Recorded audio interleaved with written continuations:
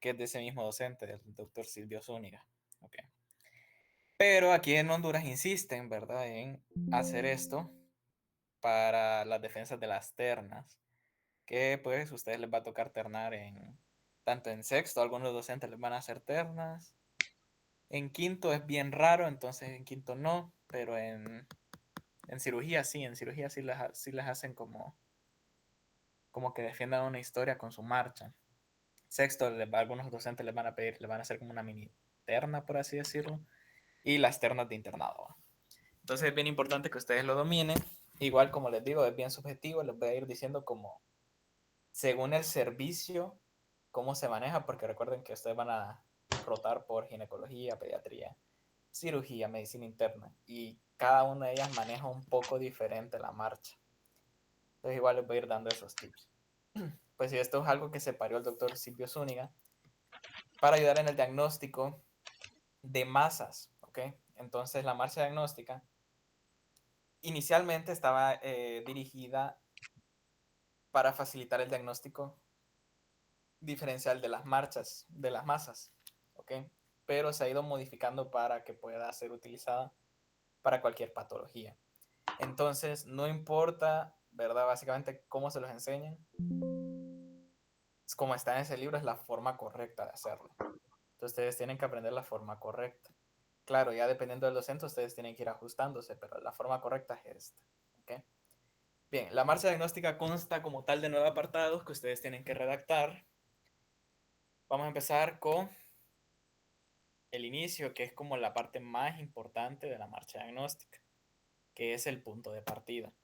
La marcha diagnóstica, pues es eso, una marcha, ¿verdad? Vamos caminando por diferentes caminos, vamos tomando uno en vez de otros, vamos descartando otros caminos, ¿verdad? Otras posibilidades hasta llegar a un diagnóstico. Entonces, obviamente hay que saber dónde pararnos para iniciar. Entonces, el punto de partida es la parte más importante. ¿Qué es el punto de partida? Básicamente es un síndrome, un signo o un síntoma que nosotros elegimos basado en nuestro paciente para poder realizar diagnósticos diferenciales. Por ejemplo, imaginemos que ustedes tienen un paciente, vamos a poner, permítanme, alguien se quiere meter. Vamos a poner un paciente que viene digamos que viene con una historia de edema bilateral de miembros inferiores, ascendente, que es depresible, ¿verdad? Con fobia, que es frío, que no tiene cambios de color, que los bordes son lustrosos y que se acompaña, digamos, de disnea progresiva y se acompaña de disnea paroxística nocturna, ortopnea, y al examen físico ustedes le ven una incrementación yugular por ahí. ¿Okay? Entonces digamos que yo vengo y soy maje y agarro el edema como punto de partida. ¿Okay? Porque es un muy mal punto de partida, ya les voy a explicar por qué luego. Pero agarro el edema como punto de partida. Entonces vengo yo y toda mi marcha diagnóstica se va a basar en el edema. ¿Ok? Se va a basar en el edema.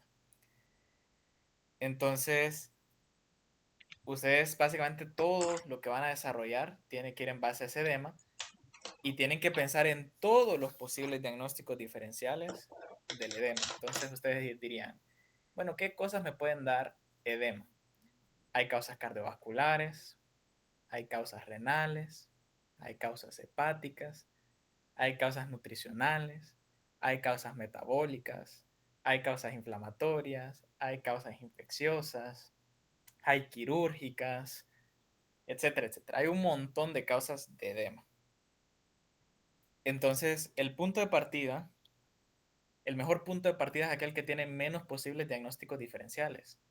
Si ustedes agarran edema, hay miles de cosas que les pueden dar edema. Si ustedes agarran disnea, hay miles de cosas que les pueden dar disnea. Si ustedes agarran fiebre, ahí todo les puede dar fiebre, entonces es un muy mal punto de partida. Si ustedes agarran dolor, muy mal punto de partida porque muchas cosas les dan dolor. Entonces, básicamente ustedes tienen que elegir un punto de partida que tenga pocos diagnósticos diferenciales, pocas etiologías. Entonces, por eso todas estas que yo les acabo de decir son muy malos puntos de partida. Fiebre, dolor, edema, disnea, palidez, fatiga, astenia, todo eso son malos puntos de partida porque tienen miles y miles y miles de diagnósticos diferenciales. ¿Ok? Lo mejor para agarrar como punto de partida son los síndromes. Un síndrome, ustedes ya saben que es un conjunto, ¿verdad?, de signos y síntomas que corresponden a la misma fisiopatología, pero a etiologías diferentes. Entonces, los síndromes tienen relativamente pocos diagnósticos diferenciales. Si no les dejan agarrar un síndrome, porque en cuarto año no les dejan usar síndromes como puntos de partida, lo siguiente mejor sería agarrar un signo. ¿Ok? Por ejemplo, que ustedes agarren un soplo diastólico mitral, por ejemplo, un soplo diastólico mitral. Entonces ustedes solo tienen que pensar, bueno, ¿qué cosas me pueden dar un soplo diastólico mitral? ¿Verdad? Mucho más fácil, tiene pocos diagnósticos diferenciales. Por ejemplo, si ustedes agarran, vaya, ¿qué otro síndrome? Sibilancias, por ejemplo. ¿Qué cosas me pueden dar sibilancias? Si ustedes agarran como punto de partida crépitos basales bilaterales, ¿qué cosas me pueden dar crépitos basales bilaterales? Entonces tienen que agarrar un punto de partida que tenga pocos diagnósticos diferenciales, ¿ok? Entonces el punto de partida es la parte más importante, saber elegir uno bueno, ¿ok? Y uno que les permita diferenciar bien una causa de la otra, ¿ok? Entonces va en este orden el mejor punto de partida. Síndrome, signo y síntoma. Ahora, esos son algunos síndromes comunes, ¿verdad? Que ustedes tienen que dominar y saber, ¿verdad? Como cuáles son las manifestaciones clínicas de cada uno. Solo se los puse ahí rapidito, ¿verdad?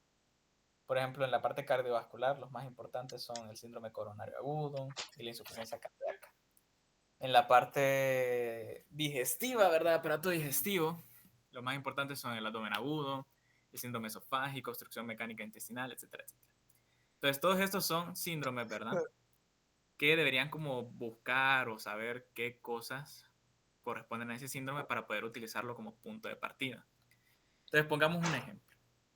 Digamos que yo tengo un paciente, vamos, uno que dominen ya los dos laboratorios. Pongámosle, vaya, un síndrome de condensación pulmonar. ¿Cuáles son las características que definen al síndrome de condensación pulmonar?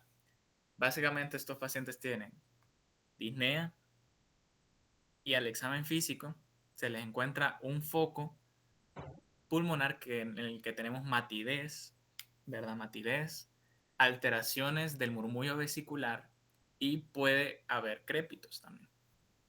¿Qué patologías corresponden al síndrome de condensación pulmonar? Tenemos 4. Tenemos las neumonías, las atelectasias, los cánceres pulmonares y los infartos. Entonces, como pueden ver, los síndromes tienen pocas etiologías. Del síndrome de condensación pulmonar hay 4 etiologías. Entonces, es un muy buen punto de partida. Por ejemplo, el sangrado digestivo alto. Este es uno que ya dominan los dos laboratorios. Entonces, el sangrado digestivo alto. ¿Cuáles son los síntomas que caracterizan al sangrado digestivo alto? A ver, contesten ahí. Melena. Si no voy a llamar así por nombre. Hematemesis, melena. Hematemesis y melena. Hematemesis y melena corresponden a sangrado digestivo alto.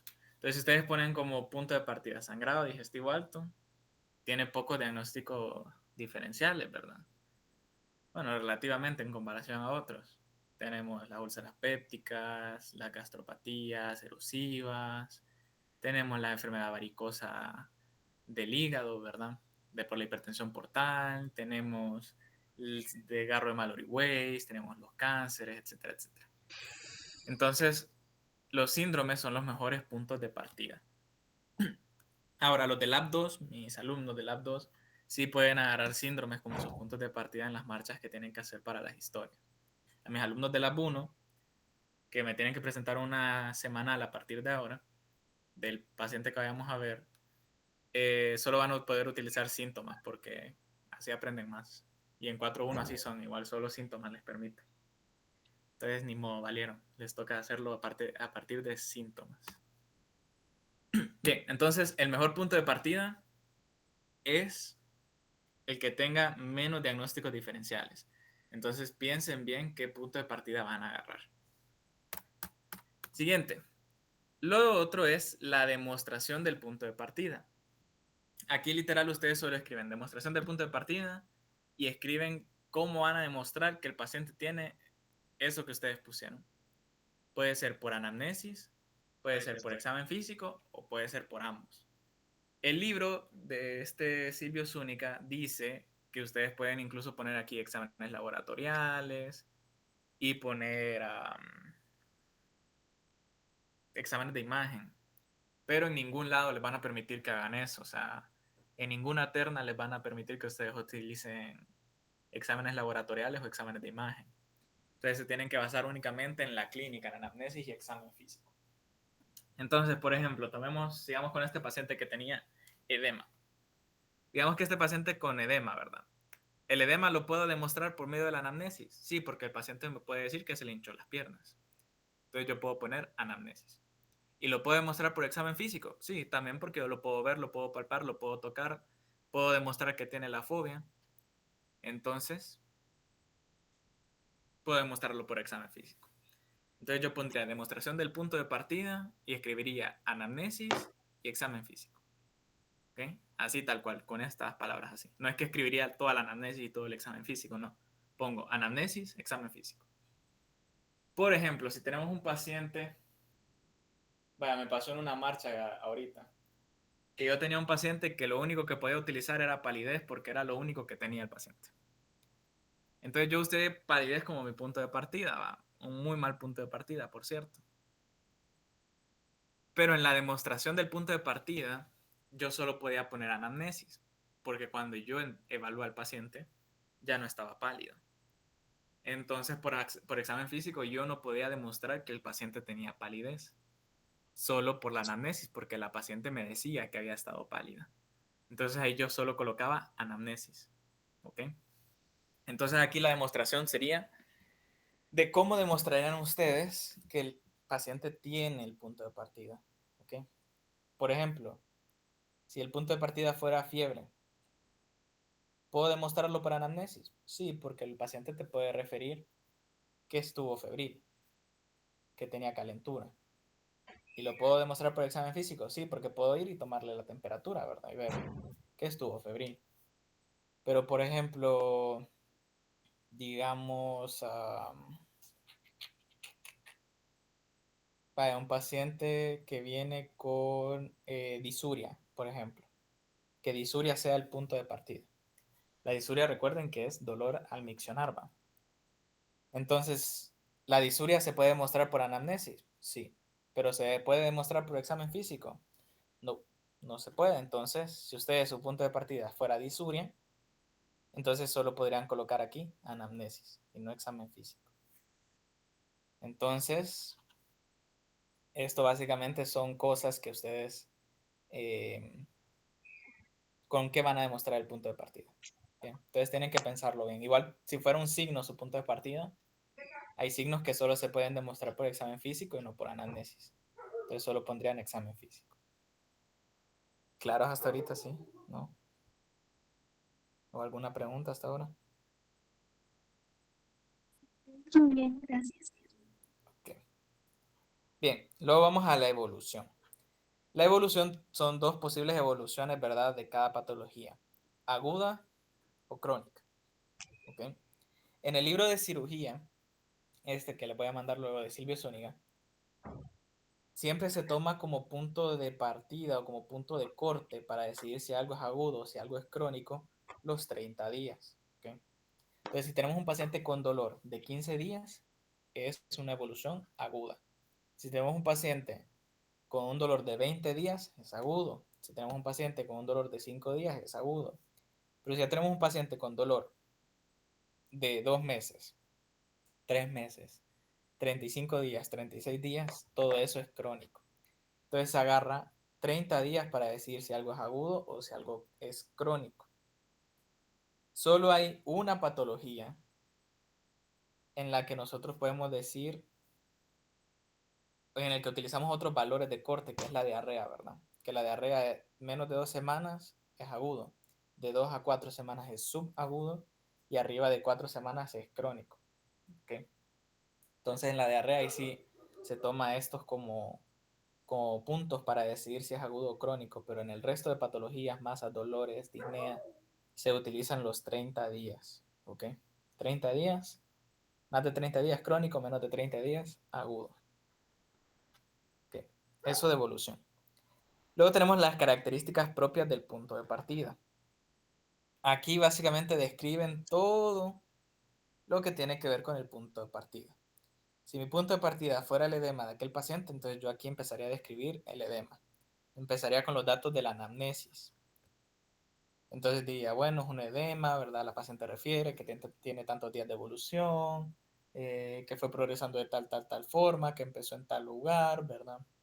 Y así iría describiendo como la anamnesis. Y después ahí mismo podría describir lo que encontré yo en el examen físico, ¿verdad? Siempre basándome en esto. ¿Okay? Aquí en las características del punto de partida solo puedo poner de lo que yo coloqué aquí. Si puse anamnesis y no puse examen físico, entonces solo cosas de la anamnesis puedo colocar acá. Si puse solo examen físico y no anamnesis, entonces solo cosas del examen físico puedo colocar aquí. Si puse ambos, entonces ahí sí puedo colocar cosas de ambos. Bien, entonces aquí se describe solo las cosas del punto de partida.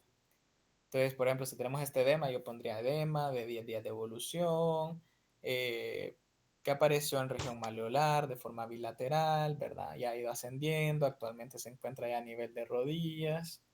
La paciente describe, ¿verdad?, que tiene fobia positivo, que es frío, que no es doloroso, que no tiene cambios de color, ¿verdad?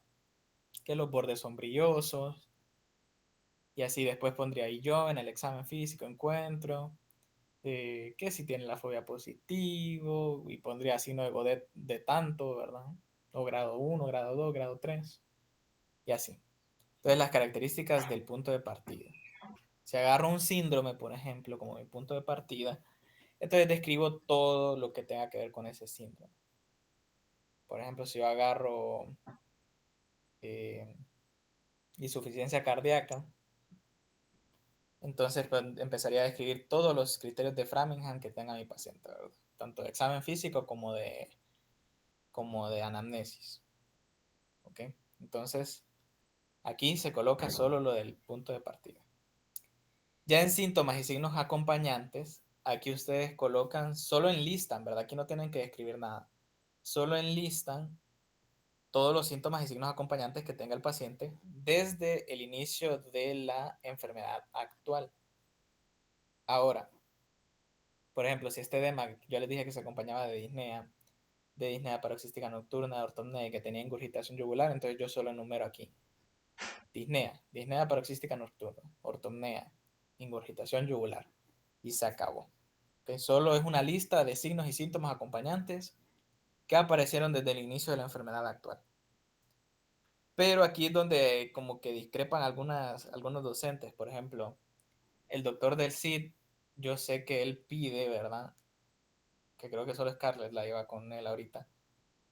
Él pide que pongan los signos y síntomas negativos, los que el paciente niega también. Pero el libro dice explícitamente que solo se ponen los positivos, o sea, los que sí tiene el paciente. Entonces ustedes pongan solo los positivos. Si les dicen que de dónde sacaron eso, les dicen que del libro, porque el libro es la única literatura de la que se pueden basar ustedes. Entonces solo se colocan los positivos, ¿ok? Los que el paciente tenga. Eso básicamente. Y no se describen, ¿ok? No se describen, solo se colocan. Y hay docentes de pediatría, cuando lleven pediatría, que exigen que pongan todo lo que el paciente ha presentado desde que empezó el cuadro actual, aunque no tengan que ver nada con la enfermedad. ¿Okay? Por ejemplo, si el paciente viene por una herida, ¿verdad?, abierta en miembro inferior izquierdo, pero le empezó, digamos, una rinitis alérgica, ustedes tienen que poner ahí los síntomas y signos de la rinitis alérgica también, según esos docentes de pediatría, ¿verdad? pero el libro dice solo aquellos que cortejan al punto de partida, o sea, que acompañan al punto de partida. Entonces, yo seguiría más lo que dice el libro y solo ante esos docentes que les exigen cosas específicas como modificarlo. Pero entonces aquí solo es una lista de síntomas y signos positivos que ustedes hayan encontrado en el paciente que acompañen al punto de partida. ¿Okay? Luego viene los antecedentes de importancia. Este apartado a veces puede no estar, en especial en pacientes más jóvenes, que los pacientes más jóvenes no tienen muchos antecedentes de importancia. Pero ya en pacientes adultos, usualmente todos tienen antecedentes, entonces aquí es el apartado para colocarlos. Y solo se listan, ¿verdad? Igual se pone eh, el diagnóstico, desde cuándo, el tratamiento y la adherencia al tratamiento. Esas son las 4 cosas que interesan de los antecedentes. ¿Okay? El antecedente, desde cuándo lo tiene, el tratamiento y la adherencia al tratamiento. Y luego tenemos la localización, ¿okay? La localización del punto de partida. Ahora, recuerden que yo les explicaba que la marcha diagnóstica se hizo para cirugía, que es para cirugía. Y en cirugía solo hay dolor y masas, no hay nada más. Entonces, para dolor y masas, la parte de localización está bastante clara, pero ya en otras patologías es un poco más difícil. Para dolor y masas, ¿verdad? Que igual se lo voy a explicar. Tenemos 3 tipos de localización que nosotros tenemos que especificar. Tenemos localización topográfica, localización por planos y localización anatómica. Ahora, localización topográfica tiene que ver con ciertas márgenes o divisiones que nosotros hacemos en diferentes partes del cuerpo. Por ejemplo, en el abdomen. En el abdomen nosotros tenemos una división de 9 cuadrantes. Entonces, en caso de tener dolor o alguna masa en el abdomen, tenemos que describir topográficamente en qué cuadrante se encuentra. Si está en hipocondrio derecho, si está en hipocondrio izquierdo, si está en epigastrio, en mesogastrio, en flanco derecho, flanco izquierdo, fosa ilíaca derecha, fosa ilíaca izquierda, hipogastrio, ¿verdad? Entonces, en el abdomen, esta sería la topografía. Por ejemplo, si tenemos una masa o dolor en el tórax, ¿verdad? El tórax usa las líneas, línea medio clavicular, tal espacio intercostal, línea medio axilar, tal espacio intercostal, línea paraesternal, ¿verdad? Así. Entonces en el tórax tenemos las líneas, ¿ok? Línea paraesternal, línea medio clavicular, línea medio axilar, línea axilar anterior, y así ustedes van describiendo y lo describen en base a también el espacio intercostal. Entonces eso es describir topográficamente. En el cuello sería con los triángulos del cuello, ¿verdad? En las extremidades sería brazo, antebrazo, mano, ¿verdad? Y en relación a los carpos, a las falanges. En la piel miembro inferior sería muslo, pierna, ¿verdad? Y, y pie, y basado también en los tarsos, metatarsos, y así. Y la cabeza, pues, tenemos los huesos, ¿verdad? Si es en la región parietal, occipital, temporal, frontal, así. Eso es localizar topográficamente. Claro, esto de aquí solo aplica a esas 2 patologías. O lesiones de piel también, a veces también, pues, también son válidas y heridas. Lesiones de piel, heridas, masas y dolores, ¿ok? Son los que nosotros podemos utilizar esta localización topográfica. La localización por planos es exclusiva para masas, ¿ok? Básicamente esto es lo que se refiere si es un plano superficial o si es un plano profundo. Por ejemplo, otra vez, si ustedes tienen una masa en el abdomen, ¿cómo saber si esa masa se encuentra en un plano superficial, por ejemplo, en piel o tejido subcutáneo? Si se encuentra en un plano parietal, o sea, en el propio músculo de la pared abdominal, o si se encuentra peritoneal, o sea, bien profundo, ¿verdad? En un plano profundo. Básicamente, si ustedes tienen la masa, hacen que el paciente haga maniobras de esfuerzo, ¿verdad? Que contraigan los músculos del abdomen. Entonces ustedes tienen que ver si la masa sigue o no. Si la masa persiste, significa que está en un plano superficial. Si la masa desaparece cuando hacemos ese esfuerzo, esa fuerza en el abdomen, entonces significa que está en un plano profundo. Pero esta localización por plano solo es para masas, ¿okay? Para nada más, solo para masas. Y la localización anatómica se refiere al órgano afectado, ¿ok? Por ejemplo, si la patología que estamos hablando está en el corazón, si está en el pericardio, si está en el miocardio, si está en el endocardio, si está, digamos, en los pulmones, en los alvéolos, en los bronquios, si está en la pleura, en la parte del abdomen, si está en el estómago, si está en el duodeno, si está en el colon, si está en el recto, ¿ok? La localización anatómica sí es para todas las patologías. Esta sí tiene que ir para todas las patologías. Entonces, por ejemplo, si ustedes su punto de partida es una masa, ahí sí tendrán que utilizar todas estas localizaciones y describirlas bien.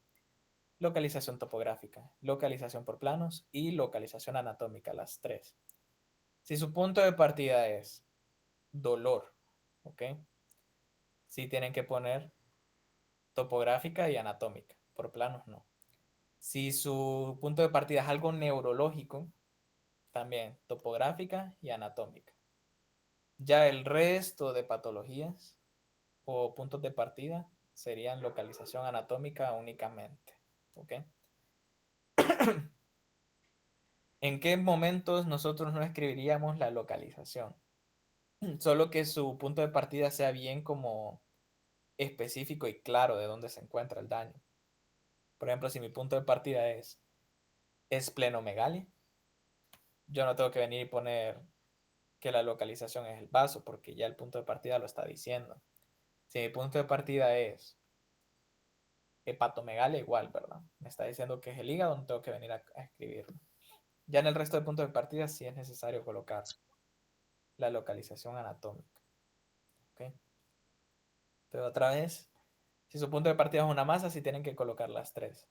Si su punto de partida es dolor o algo neurológico, tienen que poner topográfica y anatómica. Y para el resto de patologías, tienen que poner la localización anatómica. Ahora, ¿qué ocurre con, con algunas patologías, algunos puntos de partida que no son tan específicos? Por ejemplo, ¿qué pasa si yo vengo y pongo de punto de partida? Vamos a ver. Vaya, pongamos el mismo edema. Cuando yo pongo de localización anatómica, yo no voy a poner tejido subcutáneo, ¿verdad? O intersticio, porque se sabe que ahí es donde está el edema. Yo tengo que poner en localización anatómica el órgano que me está causando este edema. Entonces, aquí usualmente pondríamos como lo que nosotros lo que estamos haciendo es demostrar dónde se encuentra, ¿verdad? El punto de partida. Se coloca todas las posibilidades. Entonces, por ejemplo, si mi punto de partida es edema, aquí en localización anatómica yo tengo que poner sistema cardiovascular, bueno, sistema urinario, ¿verdad? O sistema renal, hígado, ¿ok? Y así, metabólico. Entonces se ponen las localizaciones. Por ejemplo, si es disnea, ¿verdad? Mi punto de partida, entonces yo igual lo mismo. Cardiovascular, sistema cardiovascular, sistema respiratorio, hematológico, metabólico, sistema endocrino, por ejemplo. Así. Entonces se ponen las posibilidades. No sé si van captando hasta ahorita. O los he perdido. Yes. Sí, ok. Está bien. Vale, pues. Luego viene la parte más difícil, que es el apartado de etiología. ¿Por qué es el más difícil? Porque aquí es como tal que ustedes defienden su marcha diagnóstica. Aquí en etiología tienen que poner absolutamente todas las posibles causas de su punto de partida. Otra vez, si mi causa es edema, tengo que poner todas las posibles causas de un edema. Si mi punto de partida es disnea, todas las posibles causas de disnea. Si mi punto de partida es el soplo diastólico, todas las posibles causas de un soplo diastólico en el foco mitral. Y si mi punto de partida es un síndrome, todas las posibles etiologías de ese síndrome. Por eso es que, bueno, lo ideal es elegir un punto de partida con pocos diagnósticos diferenciales para que esta parte, que es la parte más difícil, más larga, no sea tan difícil y no sea tan larga. ¿Okay? Entonces, vamos a agarrar un ejemplo fácil. No, sigamos con el edema. Vaya. Entonces yo pongo aquí, edema, sistema cardiovascular, que es el que yo pienso que es el más afectado porque es un edema bilateral, ¿verdad? Miembros inferiores, etcétera. Entonces pongo yo las posibles patologías cardiovasculares que me pueden causar un edema. ¿Okay? ¿Y qué cosas me pueden causar un edema? Un montón de cosas cardiovasculares. Los infartos, las valvulopatías, algunas arritmias, las miocardiopatías, algunas endocarditis, los derrames pericárdicos, las pericarditis restrictivas, el cor pulmonale, etcétera, etcétera. Entonces yo pondría todas esas patologías acá. Después, sistema respiratorio.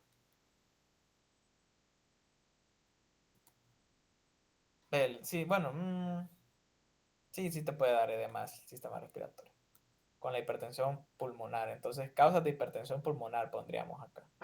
Por ejemplo, EPOC. Y ya EPOC, la verdad. Después, sistema renal, por ejemplo. Entonces pondríamos insuficiencia renal, ¿verdad? Enfermedad renal crónica, síndrome nefrótico. ¿Okay? Después, hepatopatía, ¿verdad? Hepatopatía, si pondríamos acá, cirrosis, insuficiencia hepática aguda, insuficiencia hepática crónica, y así todas las posibles causas de desnutrición, ¿verdad? Causas metabólicas, embarazo, etcétera, etcétera. Entonces, todas las posibles causas de un edema se escriben. Y aquí es donde ustedes empiezan a descartar y decir, ¿por qué no es esto? ¿Por qué no es esto? ¿Por qué es esto? ¿Por qué no es esto? ¿Y por qué creo que es esto? Entonces ustedes empiezan, ¿verdad? ¿Y cómo lo defendemos? Es la pregunta que les puse aquí. ¿Cómo se defienden?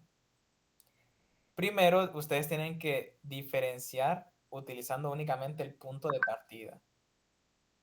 Entonces, por ejemplo, yo empiezo con las causas del hígado, por ejemplo, hepáticas, las causas hepáticas del edema. Entonces vengo y digo, bueno, yo no creo que sea una causa hepática porque el edema en las causas hepáticas usualmente aparece, ¿verdad? La región abdominal, no es ascendente ni descendente, ¿verdad? No sigue una progresión así tan clara. Usualmente, digamos que este tenía como 10 días de evolución, había dicho, ¿verdad?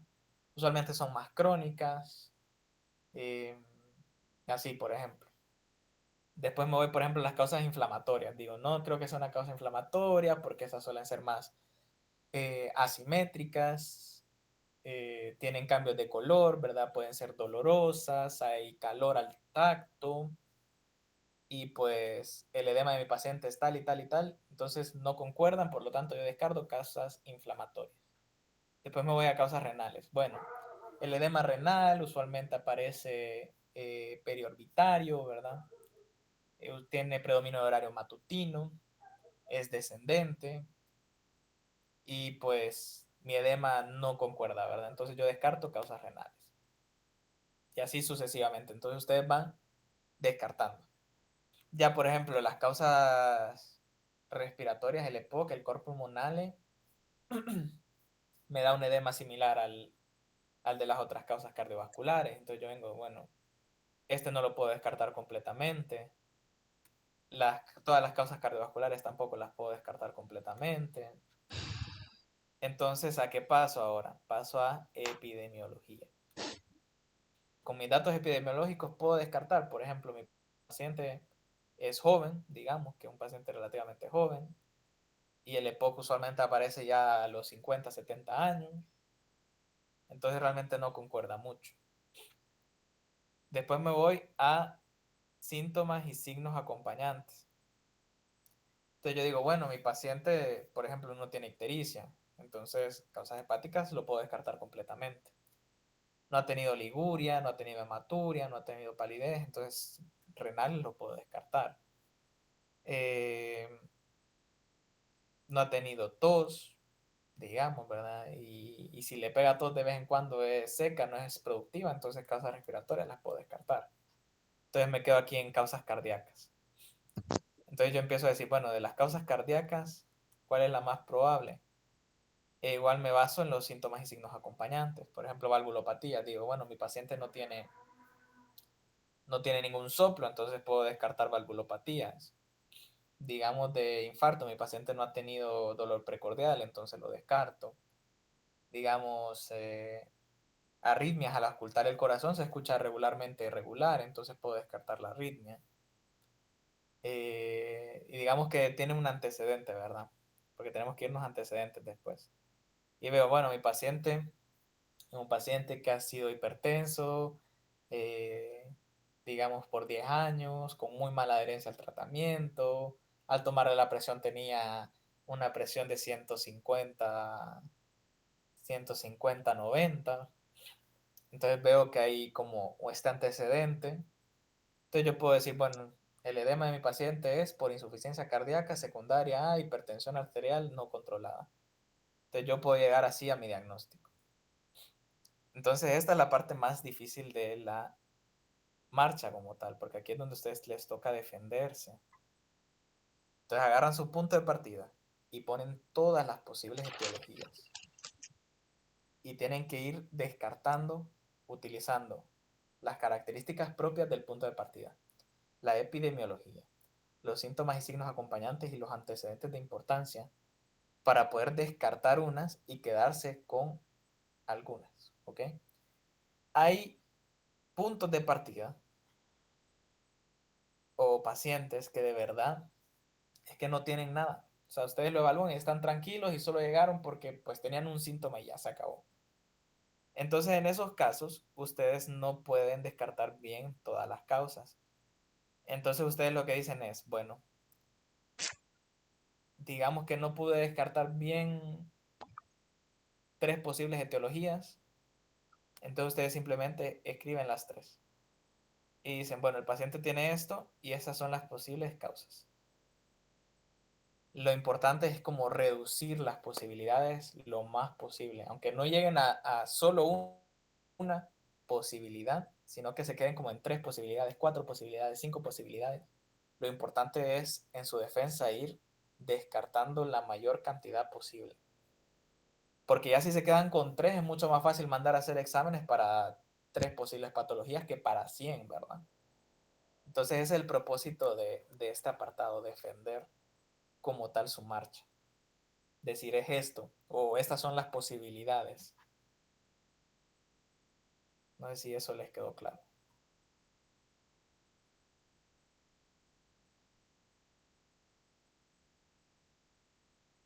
Sí. Por eso lo mejor es un síndrome. ¿Okay? Por eso lo mejor es un síndrome. Porque el síndrome tiene pocas etiologías. Y las diferencias son bien marcadas. Entonces agarrar un síndrome es lo mejor. Entonces ustedes en sus ternas agarren síndromes. En las que les toca hacer ahorita a los de Lab 2 agarren síndromes. Y los de Lab 1 pues valieron, les toca agarrar síntomas. Y luego viene la parte del diagnóstico final. ¿Okay? Esta es la forma en la que se debería escribir los diagnósticos finales. No solo se coloca, por ejemplo, la patología que que ustedes estaban defendiendo, sino que se colocan todos los diagnósticos que ustedes encuentran en al hacer la historia clínica al paciente. El paciente les puede venir por un balazo, ¿verdad?, en el hombro, y ese es su diagnóstico, ¿verdad? Herida de arma de fuego en hombro derecho, por ejemplo. Pero no solo se coloca eso como diagnóstico final, es lo primero que van a poner, ¿verdad?, como número uno. Pero siempre se debe colocar todos los otros diagnósticos que el paciente tenga. Si es hipertenso, ¿verdad?, se coloca. Si tiene diabetes mellitus, se coloca. Si tiene enfermedad renal crónica, se coloca. Si ustedes, por ejemplo, no llegaron al diagnóstico etiológico, pero sí identificaron el síndrome, entonces pueden escribir síndrome ictérico obstructivo, por ejemplo, o síndrome anémico, o síndrome de insuficiencia cardíaca. Y lo que se hace en este caso es que se coloca aquí abajo las posibilidades. Entonces, por ejemplo, síndrome ictérico obstructivo, entonces ustedes vienen y ponen, por ejemplo, coledocolitiasis. Después ponen colangitis. Y después ponen, por ejemplo, cáncer de cabeza de páncreas, algo así, ¿entienden? Entonces se pone el síndrome y se ponen las posibilidades que ustedes, que les hayan quedado de las que no pudieron descartar. ¿Ok? Entonces se pone el síndrome y se coloca las posibilidades en las que ustedes de verdad no pudieron descartar a pura clínica, entonces necesitan un examen laboratorial para poder hallar la causa. Entonces, así, después se colocan los otros diagnósticos que tiene el paciente. Pero aquí en semiología les piden que lo escriban así. ¿Okay? Bueno, algunos docentes, ¿verdad? No sé con quién la llevan, pero hay docentes que así lo piden. Entonces ponen el diagnóstico sindrómico. ¿A qué síndrome pertenece lo que tiene el paciente? Diagnóstico anatómico, que aquí es lo mismo que escribieron en localización, pero ya no todas las posibilidades, sino con la que se quedaron. Y el diagnóstico etiológico. ¿Ok? Entonces, por ejemplo, en este edema, digamos, diagnóstico sindrómico, entonces yo pondría insuficiencia cardíaca congestiva. Diagnóstico anatómico, yo pondría corazón, por decir algo, o sistema cardiovascular. Y en diagnóstico etiológico, ahí pondría insuficiencia cardíaca secundaria a hipertensión arterial.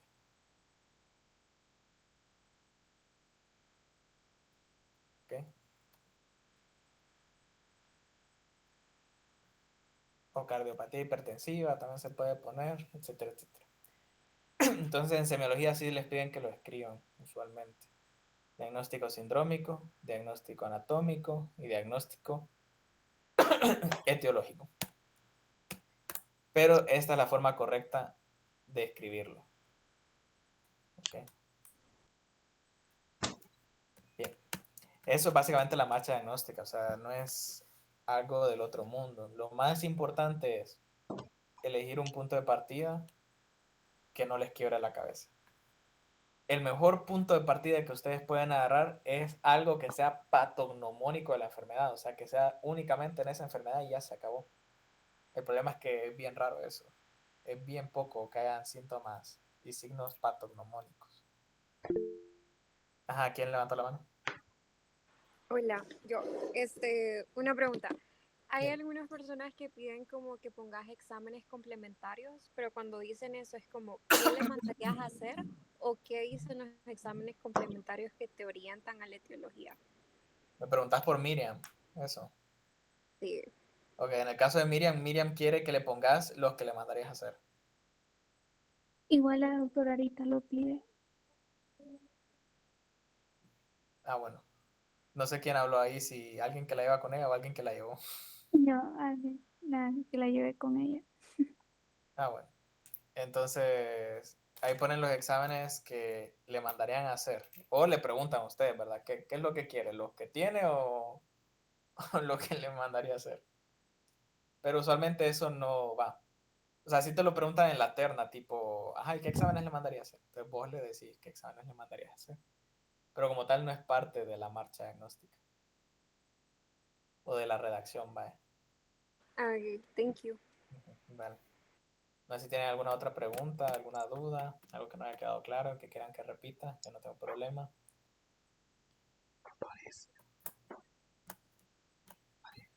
Les voy a mandar el libro igual. ¿A quién levanta la mano? Yo solo tengo una duda. Si en un Digo, dado caso el diagnóstico no se puede confirmar, tan solo con la clínica, ¿cómo se hace? es lo que les mencionaba aquí, de que, por ejemplo, si vos no puedes decir exactamente qué es, entonces tenés que colocar las posibilidades. Aquí en la teología entonces no podrías defender completamente, dirías, esto de aquí no lo puedo descartar completamente, ocupo exámenes, otros exámenes para confirmar o descartar. Porque es que es mentira que todo lo puedes encontrar con pura clínica. Por ejemplo, incluso vaya, en cosas tan básicas como fiebre, vos nunca vas a saber la causa de una fiebre, por ejemplo, que no encontré foco de infección sin exámenes, es mentira. O por ejemplo, en sangrado digestivo, es mentira que puedes encontrar la causa, tenés que hacer una endoscopía para saber qué es lo que lo causa. Vos puedes poner como sospecha de, pero no puedes poner como diagnóstico confirmatorio. Entonces,